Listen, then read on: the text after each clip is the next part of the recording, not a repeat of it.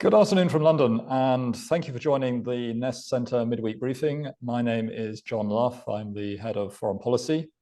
Today's subject for discussion is Putin's four-day visit to China for the Shanghai Cooperation Organization Summit in Tianjin, followed by his attendance at Tuesday's parade to commemorate the 80th anniversary of the end of World War II.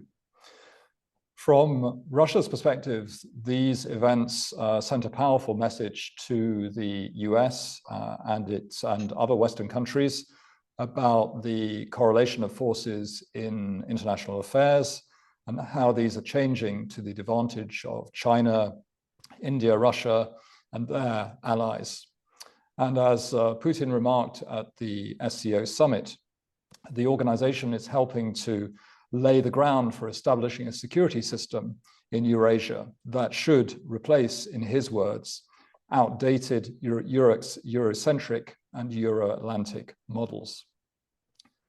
And I think while there is much in President Xi's global governance initiative that must please Moscow, in particular its emphasis on multilateralism and sovereign equality in relations between countries, it's far from clear how and where Russia would fit into Beijing's vision of actually how to run such a system.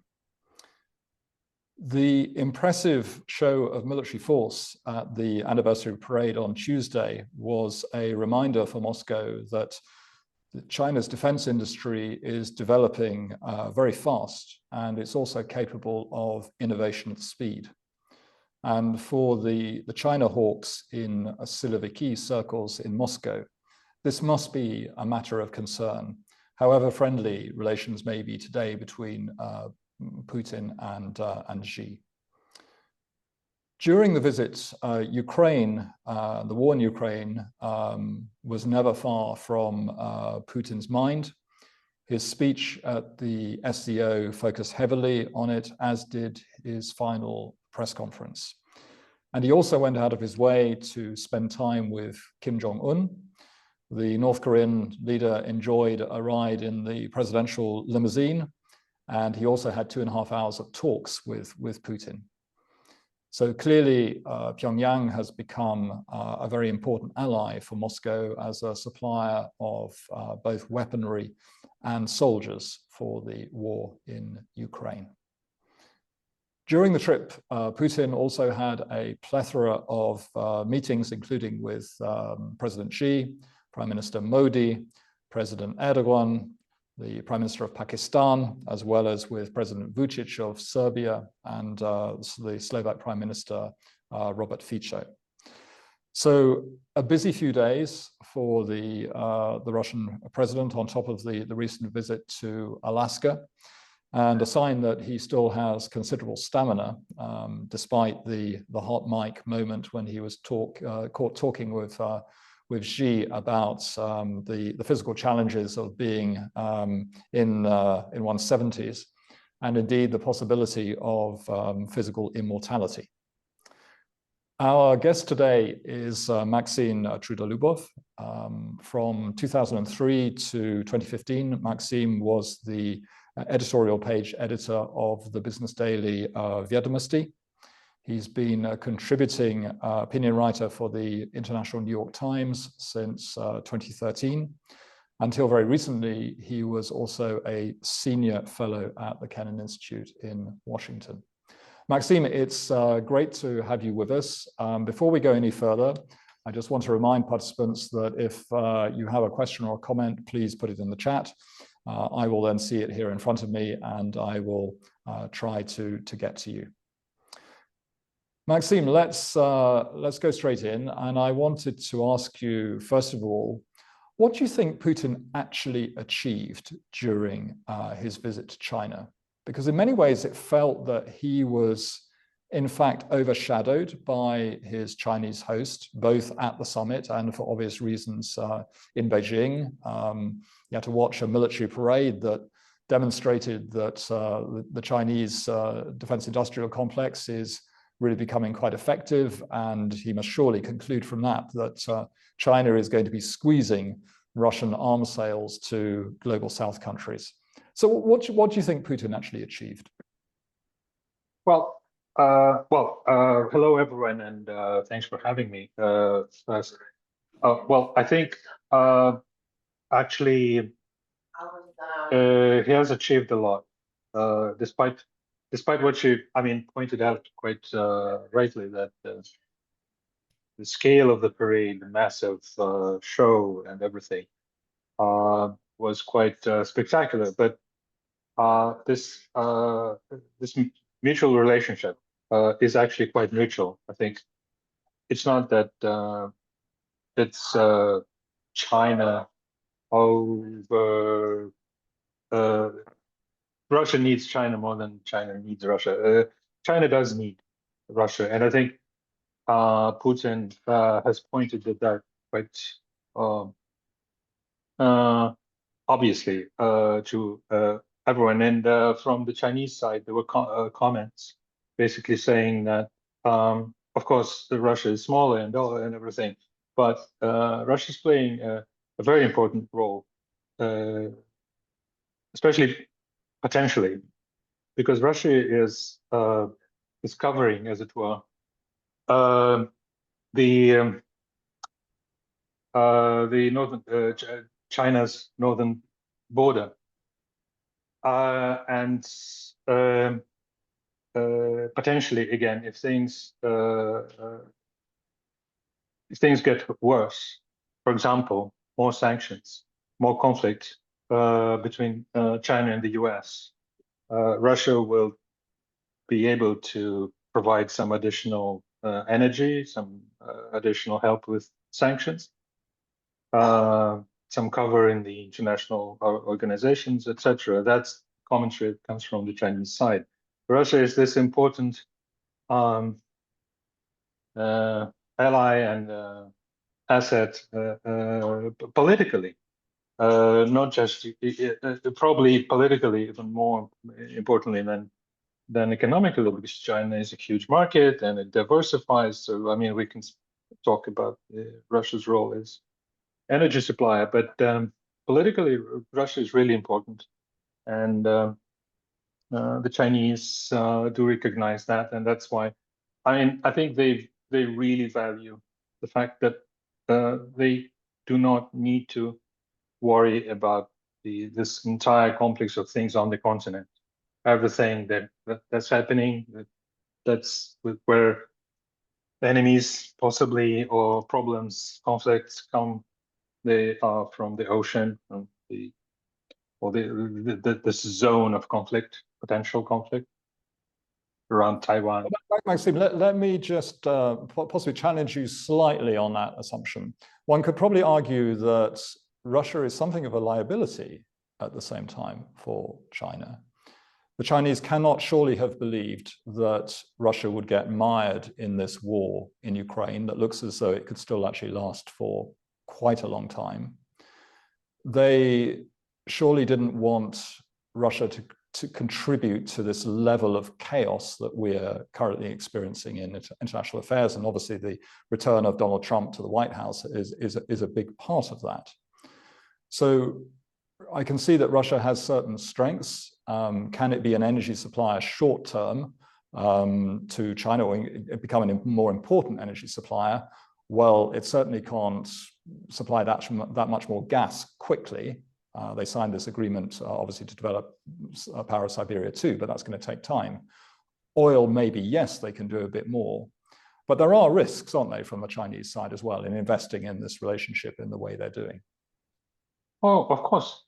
Long term, all kinds of risks, and also there's at this stage there are major fundamental differences between Chinese understandings and Russia's understandings. They just make sure this is kept out of the picture. But yes, for example, there's a very serious fundamental difference between Chinese understanding and Russian understanding of conflict.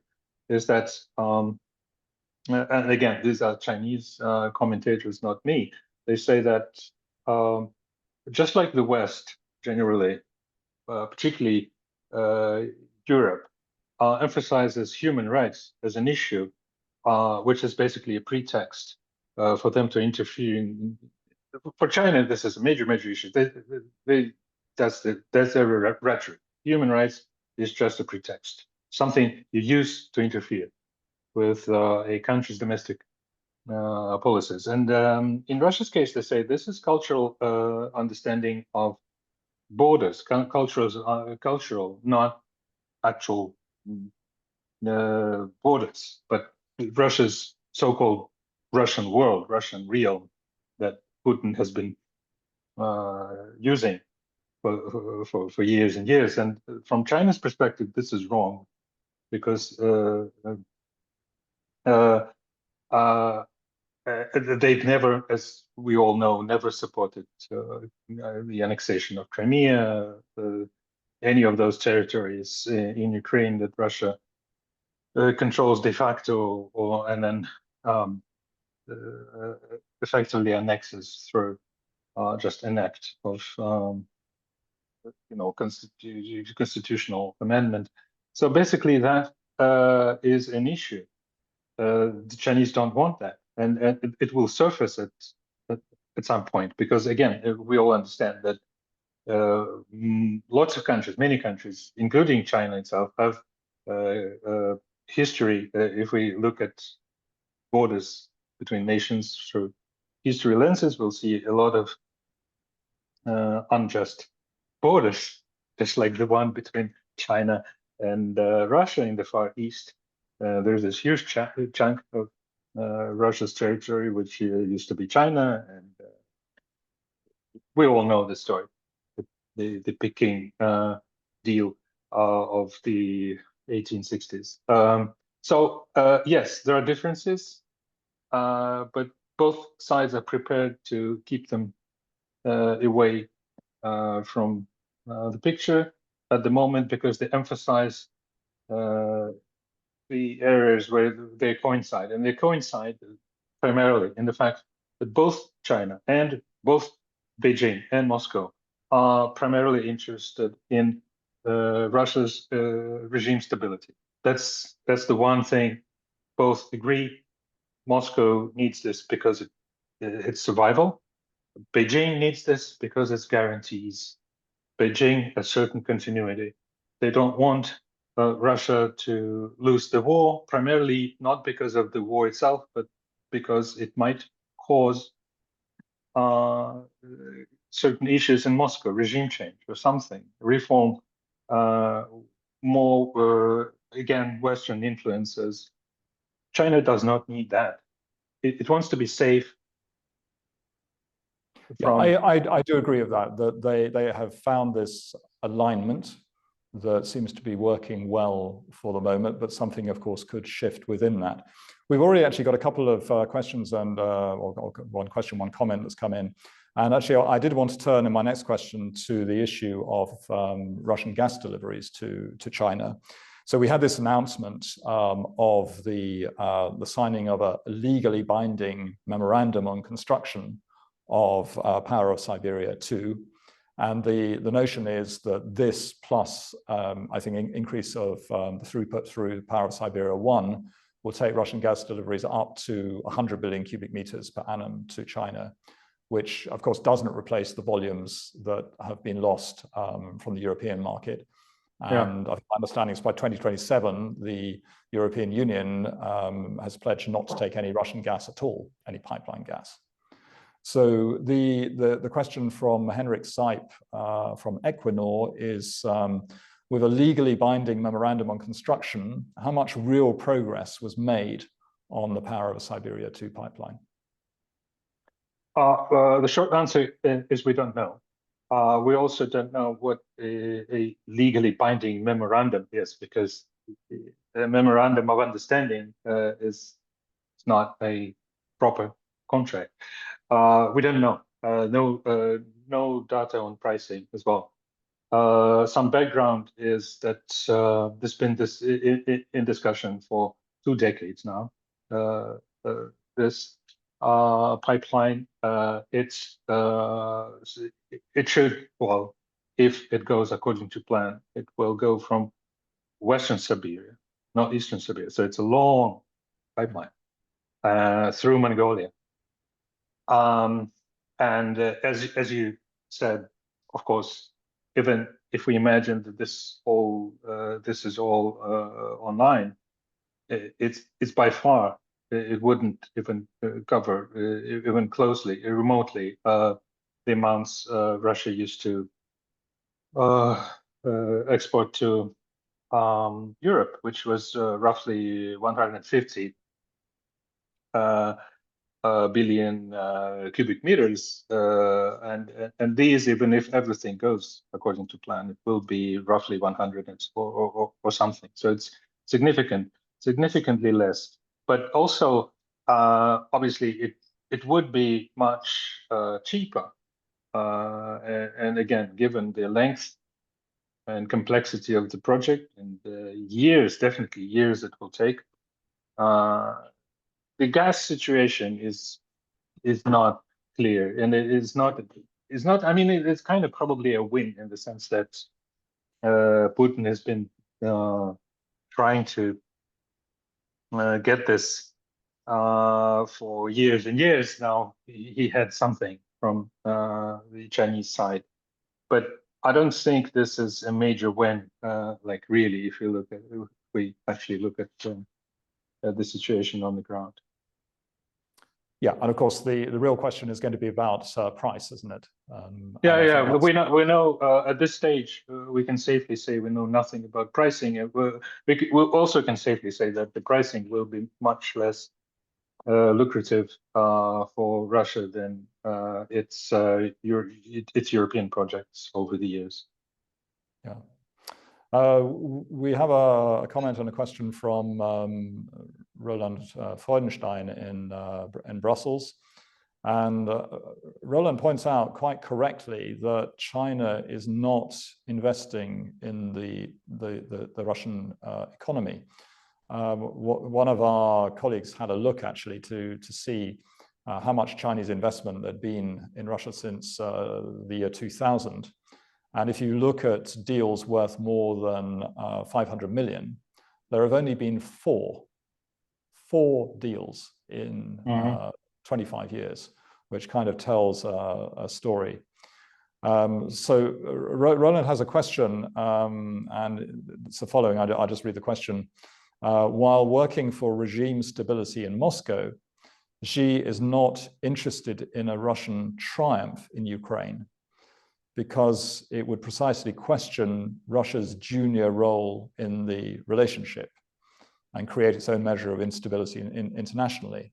So Roland asks, what are Xi's red lines when it comes to Russian success there? Or are there no red lines? This is actually an interesting thought, isn't it? That the Chinese are not interested in Russia's defeat in Ukraine for obvious reasons, but a victory might not be great for them either. How do you respond to that? I would probably agree. I mean, it's a hypothetical. I don't know. Again, I do think that they primarily are interested in Russia's regime stability. That's like one overarching value. The rest, I think they do realize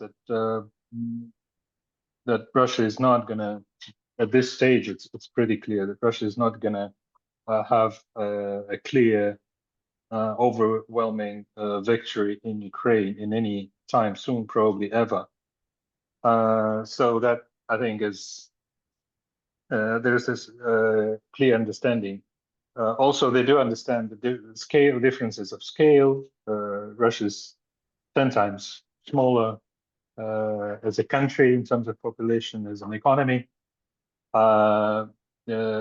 Its army has, I mean, obviously the Chinese been studying Russia's performance as a war power for the past 3 years and a half, and clearly they have not, they couldn't have noticed, I mean, couldn't have missed all the problems, obvious deficiencies in this performance. So I think they are safe in thinking that Russia is not going to suddenly turn into a huge military or economic or political giant. I think they're content with the fact that Russia is very loud. I mean, over time, historically, and that's been for years now. Moscow has played a role. Beijing actually valued a lot by speaking out loud the kinds of things they wouldn't for their own reasons, because they need to deal with the US. US, they need to deal with Europe. Whereas, those crazy Russians, they just, go on and say things, and all this Western imperialism and unipolar world and everything. We need to remake the world order and everything, and they're quite content with that because their game is much more complex. They're multi-vector. They play with the US. They play with Europe. They play with the rest of the so-called global South. They don't need this sort of unilateral grievance based policies that Russia is exemplifying. Yeah, I think that's a good summary, isn't it? That Russia's a kind of noisemaker here that's useful to them. Yes. And the Chinese are playing on multiple chessboards. Exactly. Whereas Russia is not.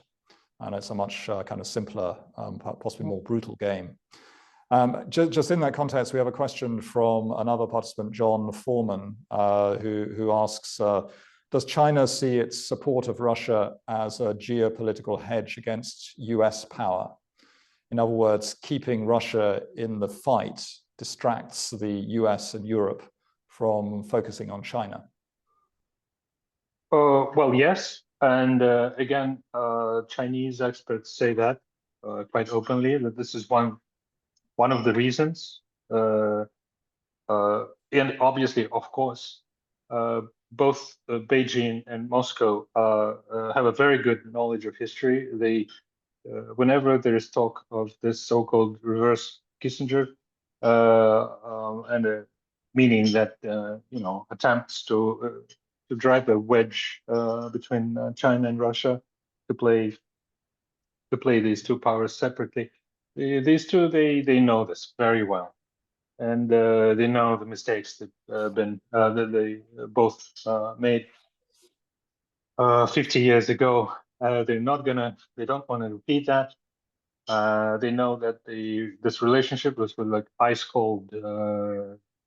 I don't know, early 80s, mid 80s, then started suddenly to improve, and it's been in this kind of state of improvement for decades now, starting with Gorbachev.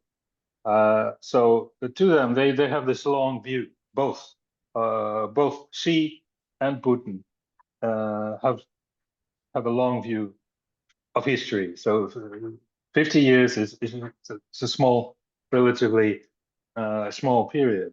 They think in longer periods than many in the West, particularly in the US, with this election cycles and news cycles and everything. So in that sense, yes, the Chinese value Russia's role very much, but I think there are all kinds of other things they value. And again, not just being an energy supplier, but being a market, being a friendly power, being something relatively reliable. And as I understand, what I hear from people in Moscow, whenever I have an opportunity to speak to my former friends or just former colleagues in Moscow, they all have this understanding that we should not repeat the mistakes of the past when we changed a lot. Since this relationship with China is like super important for Moscow, and even if things change in Moscow, we need to maintain that, because otherwise, if we lose China, the Chinese will lose all trust because they're suspicious. This, I mean, you started with that. This is true. This is very true.